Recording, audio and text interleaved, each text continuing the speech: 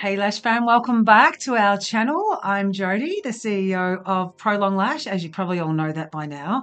And I'm here with Alicia, our head of marketing, and today we've got a fascinating subject that happens to us all. Yeah, it's a really important subject. It does happen to us all, regardless of whether you're in the lash industry or not, but it is also rampant among lash artists, and that is burnout. So, how do you avoid burnout?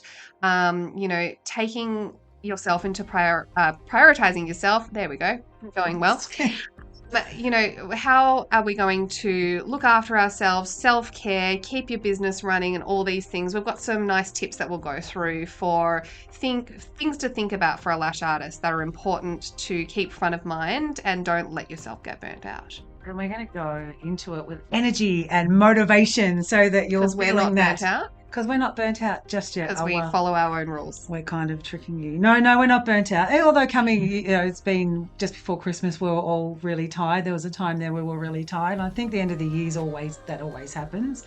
But personally and business-wise, it's busy constantly. It's a 24/7 being a mum, being a lash artist, being a boss, being a friend, being a colleague. It's exhausting. Trying to drink enough water, trying to exercise, eat your veggies, do all your work. Do the shopping, do the cooking, so we know, we get it. So let's give you some tips on how to stop it, how to try and avoid it, because it's not going to stop it. It's going to be there. But let's start with burnout the salon. Talk about burnout the salon, some easy things that you can look at.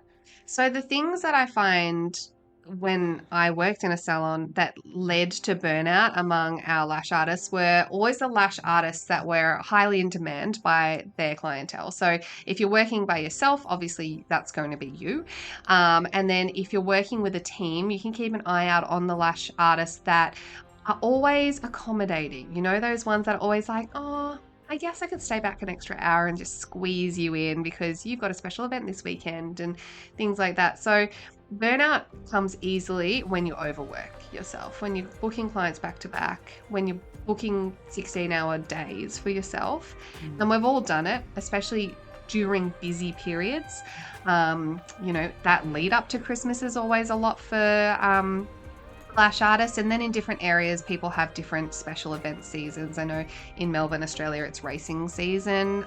In November is really busy for lash artists, and I'm sure every country and every state have their own busy periods that you'll start to notice that you need to manage. Think about it in advance. And the overbooking is not just the fact that you're overbooked and you've got clients for a long day. It's a mental thing too, that someone's sitting in the reception waiting for you, or there's pressure on you to finish. Does it affect your work? Does that sort of overbooking affect the quality of your work? And there is something that people that don't think about with lash artistry is the mental load. Sometimes when you're doing lashes, I think that a lot of us as lash artists get into their happy space where it's actually quite relaxing and you get into your flow and you're doing your set of lashes, yes. But we often end up as psychologists and counselors without any kind of, training. But people have their eyes closed. They're relaxed. People start talking in that state. They want to tell you things, and there's no judgment from you. They can't see you, and you're usually in a quieter space. It's generally quite calm. People open up, and you do end up taking on a lot of things from people, a lot of mental load. You hear some really full-on stories. You want to be empathetic and, caring towards your client. It can actually take a lot for you mentally doing lashes and speaking to people all day. Yeah, and it's like you go to the hairdressers, same thing. The hairdressers say the same thing. I think it's anyone where you're sitting in a space for a while that happens. I mean, because at work, our situation here at work is that we're constantly busy and moving around, so we don't get a lot of time to do that intimate chatter. But if you are laying down, lay down on your couch or your bed, yeah, you do talk. You talk a lot more. Yeah. So and some people have really bad things going on in their life. Yeah. And that brushes off. So I suppose the trick to that is being able to disassociate yourself from that as the client walks out. Like have the empathy and have the time for them while they're there, but disassociate yourself from it and make sure that you take your space afterwards too. Yeah. And at night, one thing I really am strong about is my walk. I need some time out of the walk, away from the phone. You know, you need to put your phone on silent and go and do something. So make sure. So, as someone that is trained as a counsellor, and you do actually have some background in this, how does a lash artist deal with a situation where maybe someone has come to them, they've been seeing them for a long time, they're quite close with them, and they tell you something really traumatic that's happening in your life and in their life, and you've really taken that on and felt quite emotional with them? Like, how do you deal with that? Like, as a counsellor, how did you deal with it when you have to hear traumatic things? We used to have counselling. Yeah. So we used to have counselling. So I still do that work on Lifeline twice a week. And once every month, you have to go and see a counsellor yourself. So, and the counsellor can be an online counsellor. And you don't have to worry about that you take medications or anything like that. A counsellor is just someone to throw some ideas around with. It's every industry now, whether it's football, sport, every single industry has the social worker now, the social welfare, the social wellbeing officer. Schools, they have wellbeing officers through VCE time. I've just watched my daughter go through VCE, and at the end of her results, she fell in a heap. She got the results she wanted, and she's happy, and congratulations on that, Sammy. But so as a social worker, we have counselling. Once a month we would have counselling. And also, you don't go into social work unless you're a person that can disassociate yourself. Yeah. Everyone has different personalities. So if you're a confident person and you are happy to take on people's things, but you can cut it off, that's great. But there are a lot of people that really do take it personally and take it on board. Yeah. So and that might happen with a lash artist, because obviously we aren't trained counsellors. Yeah. So that's a great idea, to be able to have someone that you can talk to if you are struggling with the mental load. And as you said, like going for that walk, do you think that's just a good way to sort of cleanse yourself at the end of the day, if it's just that one client that's come in and you've felt really overwhelmed by the information that they've shared with you? And then how do you deal with that just at the end of the day? You're not going to the counsellor today, you don't have time for that, or you haven't booked that in. I'm a big advocate for exercise, because it's proven in the studies, and it's something that you are trained. When you're doing your training, it actually shows you which endorphins are released from which activity, and exercise is the number one activity for stress relief. Oh, what's the next one? I can't really say it. Relations with your husband or wife. Apparently, intimacy is a really good release of endorphins, so that's another one. And then there's obviously pets. Oh, lovely. Pets. I should be the happiest person in the world. But you are. Yeah, I am very happy with all of my animals. So any exercise, anytime, even if you can do a 20-minute gym session, if that's what you prefer, or a 20-minute walk, anything where you can and try not to even put music in your ears, unless you're a person that really, really has to walk with music. Sometimes it's nice to hear the natural noises. They say that you're taking in all the natural noises around, and nature and the smells, because apparently when you've got music in your ear, it blocks your senses as well. Interesting. So you don't smell as much. Now, when you're walking, you want to smell all those roses. Stop and smell the roses. But exercise, number one relief for stress. And wow. So, and I guess everyone will have their thing as well. Like, I know, for example, my husband, Matt, his thing is playing the piano. And if he's had a stressful day at work, and, he's walked in and he's a bit grumpy and the kids are all mental and everything's crazy. Normal day at your house. He will just sit down. No, he will just sit down at the piano, and you can almost see him de-stressing as he's just playing some music and hanging out. So maybe you have a little thing that you can do that really is your thing that makes you feel relaxed. My thing is doing lashes, unfortunately. So but then you don't do that full time anymore. So that's why you get relaxed when you do lashes. Sometimes I like to sit and just do them on a foam sponge at home if I just need a break, a mental break from my family. I have a lash break. There you go. So find what it is that relaxes you, and do it every day, and put it in. And actually, if you are a person that, like Alicia, that runs by a calendar, put it in your calendar and actually have it reminding you on your phone or something. Oh, I've got to do that, because otherwise you'll just let it go. And eat. Make sure you're eating well. And I know lash artists and can skip a lot of meals, Yeah. a lot of breaks. Yeah. You've got to take them. So then, yeah, You've got to obviously take them. eating does contribute to mental workload, but then also the physical workload, because people sometimes don't think that lash artistry is physical because you're sitting down all day, right? You know, a lot of beauticians in that beauty space, people are standing and moving a lot more than lash artists. Hairdressers are on their feet all day. If you're a masseuse, you're, you know, working. Rubbing using your hands all day. Yeah, Muscles and... but people don't think it's all that physical, but to be honest, you actually have to be quite fit to be a lash artist, and you've got to have good muscles and be caring for your body, because that position and that repetitive movement all day can cause a lot of problems, shoulder problems, hand problems. The amount of hand problems I've seen in the industry because we're doing this repetitive squeezing all day long.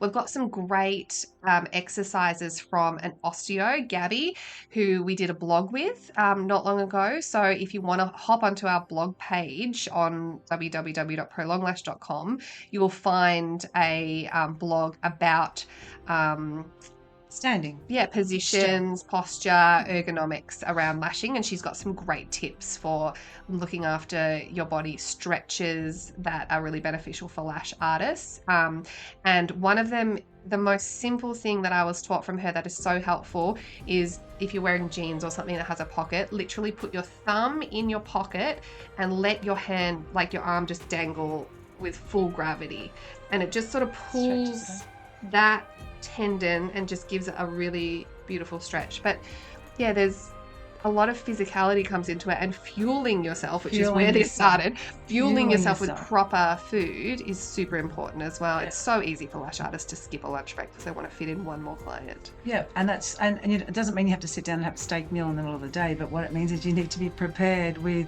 you know, carrots and dips, and make a smoothie in the morning so you can even sip. Yeah. Protein bars, if you're that way inclined, with protein bars, muesli bars if you just want to have muesli bars. I mean, fruit. Just have fruit. Yeah, just have anything that's there to keep, because if you're not fueling yourself, then the fatigue and the tiredness it's an automation. It doesn't even matter if you're working if you don't fuel yourself, and then you don't have time any energy to go for that walk at the end of the day. Yeah. And you lay on the couch and you go, I'm exhausted, I can't do anything. But that's not getting the endorphins up, and it's not helping you with your self-care. So you are the most important person in your business. You are the most important person in your life. If you're not up as a mum, things are affected. If you're not running the household fine, things are affected. If you're not running your salon fine.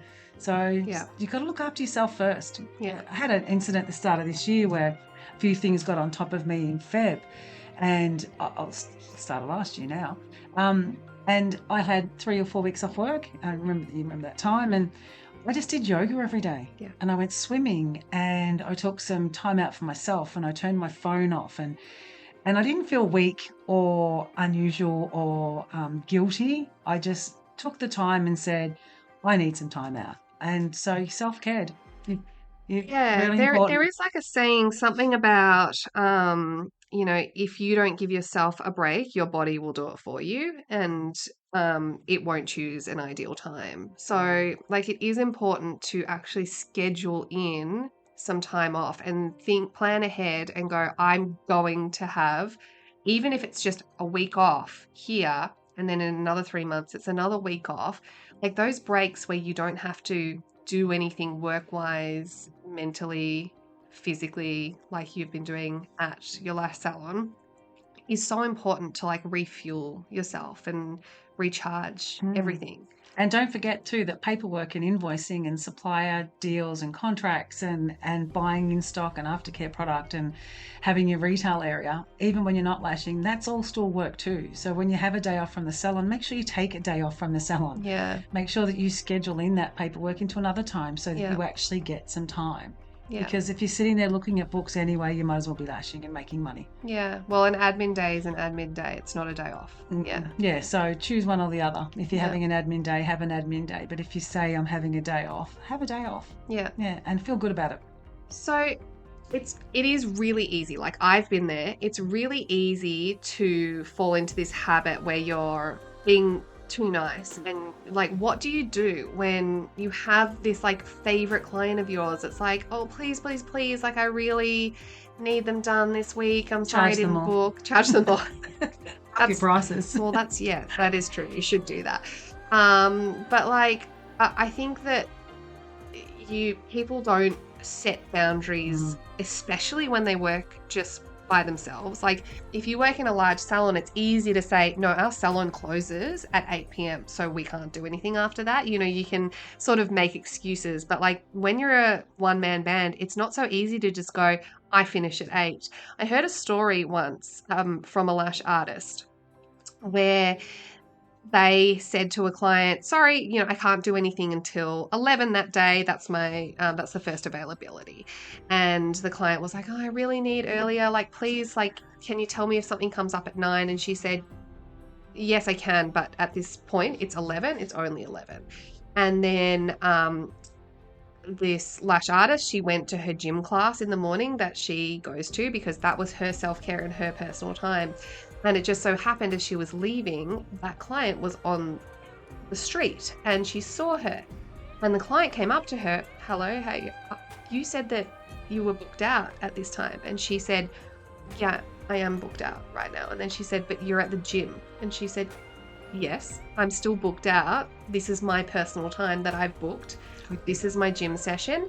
And I was starting at 11. That was my first available appointment. And the client got really angry. Oh, you lied to me. You said that, you didn't have any appointments. And she was like, stood strong and said, no, I don't have any appointments. I'm not open. But this client had this expectation on her because she was a one-man band, because she didn't have a salon, with set hours.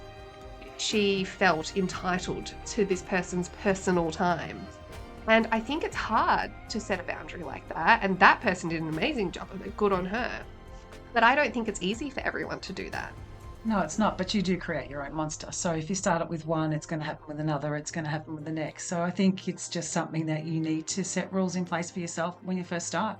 So if you're going into a business on your own or it's just starting to pick up, you need to sit down and reassess and have a chat to yourself or to someone else, to another lash artist, and ask how to set boundaries and when does it start. Because people expect a lot. People do expect a lot. And you don't have to sell your soul to do lashes. You have to give the time that you have allocated. So if you are working an 8-hour day, if you decide to do 11 till 8 one night and the next morning's a 9 till 5, whatever hours you work, stick to them. Really, really stick to them. And do it from the start, because you're right. Once you've done it once, people expect it every time. And it's really tempting when you're starting out and you're not very booked out. And even though you've got free time during the day, that appointment time doesn't work for that person. So you just be a bit flexible. And all of a sudden you're there till 10 o'clock at night because you just really needed to get this client in. But you start it there, it's just going to go forever. And that's the start of burnout. And that is one of the number one causes of burnout, is that you're actually being in your salon or your room that you're working out of, even though you've got gaps, from 8 in the morning till 10 at night. I mean, that's just a ridiculously long day. And occasionally you might do that in a salon that's open and they're their trading hours, but it's 13, 14 hours on your feet. And even if you're not lashing in between, you're waiting to see what happens, next or... Yeah. So we all know as lash artists, in between, you're not just sitting there hanging out. Like, there's so much to do, especially in a small salon. It's cleaning, it's restocking, it's making your Prolong Lash cleansers. People are doing that in between their clients. So it's all work. But yeah, I think that the boundary setting has to start from day one, even though it's difficult. And don't fold. Be strong about it. Stand up for yourself, because the self-care part of setting boundaries is very important. Yeah. If you just work too many hours and let people bully you around a little bit, because it's almost bullying. Some people are quite intimidating, and that itself is an emotional thing that you have to deal with, because it plays on your mind. I know it plays on my mind because we are global. People need to have meetings at certain times. This morning we had a meeting at 5:30. Now I know, because that was with the UK, and I know that's their time to be doing their stuff. But I also know that some of my people that I deal with overseas are up late and could be the one that sacrifices that time. So every second time, my guideline is every second time I will do an early morning, every other time you will do a later night. And I put that in that boundary in straight away with my Zooms. It's like, I'm happy to do one early morning if you're happy to do one later night. Yeah. So yeah. Good boundary. That's my boundary. So that's they're the boundaries, and I think also one thing I've learnt with the global side is to make sure that, well, with Adele and I working in the operations department, I have trained her, for want of a better word, to know how to take some of these meetings as well. So if it's a meeting where there's decisions to be made about certain things that I know I need to be involved in, but if it's a logistical meeting that's to do with the dashboard on ShipBob or the dashboard of something Amazon or whatever it is, I know Adele can handle that. So it's taken a lot for me to learn to delegate at Prolong, because we both know we wear our hats of our area with a lot of pride, and handing over is sometimes very scary, but it's so necessary to avoid burnout. Now I know if I have a day off, not everything will get done, but the majority of my work will get done. Or that I'm organised enough that for the next couple of days I'll be okay. But I know in a lash salon it's very different, because your appointments are in for that day, you need someone to be there. But delegation is really important. And you can delegate. I think sometimes when you are working solo, you feel like you can't delegate because there's no one to delegate to. But even if you think small to start with, it can make big differences, and then you can work on it as you grow. But delegating in a solo lash salon, and what it looked like for me when I ran my own solo company, was hiring a cleaner. So then I didn't have to do the cleaning in my salon. Like, obviously you have your in-between each client cleaning, but like deep cleaning that you need to do, that was delegated. Keeping, delegated. Things like that. Social media's now easy to delegate for social a couple media, of hours content. Yes, absolutely. You can get other people to create posts for you. You can hire these staff. You don't have to hire them as a staff member of your business, but you can bring in contractors to assist with things that you don't need to be doing, and then you can focus being hands-on with doing lashes. And one thing you should really look at with delegating certain jobs in a smaller salon, even in any size salon, is uni students or people coming out of college degrees. People that are nearly at the end of those college degrees, they're nearly fully qualified. They're nearly fully qualified accountants.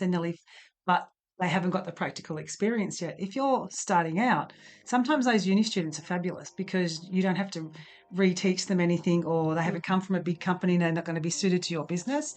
They're smart. They've obviously nearly finished their degree, and they're cheap.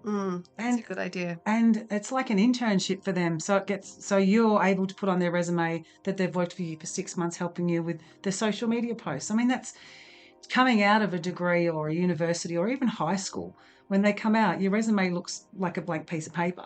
So anything that these people need, so go and put some ads up at the local unis, the local colleges, get on their online sites. And we've got a couple of girls in here that hadn't quite completed Yong, our analyst, hadn't completed her degree, and we pulled her in, and she's been amazing for us. So be a bit smarter about the delegation. You don't have to go and hire someone that's a full-on consultant that's spent a lot of money on. Have a look at some school students coming out, because they're really switched on with social media, one particular area. Like my 18-year-old, Sammy's all over TikTok. And so if I was a small salon, she'd be doing my content. Yeah, you want the young'uns. Utilize family, friends, and don't be scared to ask, because people are always, oh yeah, okay, I can do that for an hour for you for a week. Yeah. Put it out there.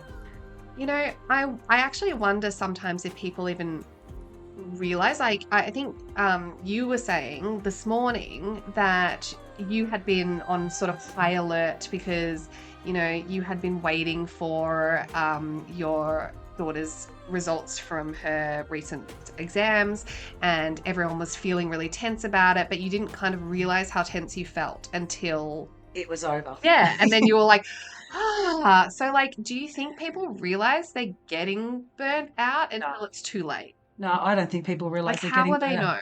So I suppose the first thing is lack of energy. Not having lack of energy, but people put that down to everyday life these days. So, but how much lack of energy and how much motivation you're lacking is something you should keep an eye on. When you were coming to the end of last year, you and I ourselves said it was really hard to keep on top of all the meetings we had and come up with fresh ideas, to the point where we went halfway through December. You know what we're going to do? Let's leave that on the back burner till January. So definitely watch your motivation levels. Watch your back pains in salons, watch headaches. Headaches and pains in your body are related to fatigue. And if it's something that you don't usually have, be really mindful of that. Short-temperedness, aggression, being angry. Parts of it is being angry. Things that you usually are really, really patient with, that you can usually cope with, become overwhelming and you start to snap. So I think changing your own behaviour, when your behaviour's changing, you should look at that as a sign of burnout, or at least the first signs of burnout. And don't think they're not the signs of burnout, because they are. You don't need 10,000 things to happen in your life to have a breakdown. One or two things can be enough to put you over the edge. And then once you go over the edge, or even if you're close to it, when you lay down for that rest and you're exhausted, you will sleep for days because you don't realise that you're so tired. And I think it's so easy for women, especially. I know that, there are a lot more men in the lash industry now than there used to be, but we are still a female-dominated industry. And I think it's so easy for women to brush it off as, oh, I'm hormonal today and that's why I'm feeling a bit snappy, or, it is what it is. Girls get headaches. And that's because we've been basically dismissed by medical professionals for the past 200 years and told, whatever, you're just a hysterical woman, so calm down. And I think it's really easy for us to go, you know what, it's just a girl thing or something.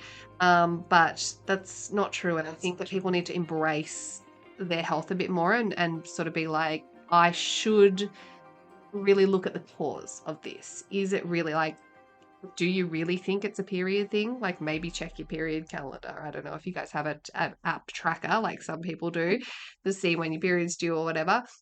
Is it really related to that, or is it something a bit more intense?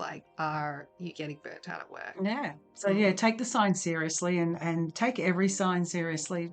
Keep a journal. One of my biggest advice to people is when you start to feel a little bit burnt out, grab a journal for yourself and start to write down how you felt that day. Follow your moods, particularly for us women in our 50s.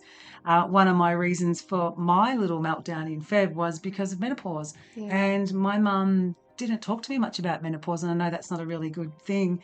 She should have, but at that stage I was in my 20s when she was going through, and I had my life and I was traveling, and I never really got to talk to her about it. And it's a subject that you don't have a lot to talk about. Since then, I found a few podcasts, read a few books, and been in community groups where we've talked about menopause.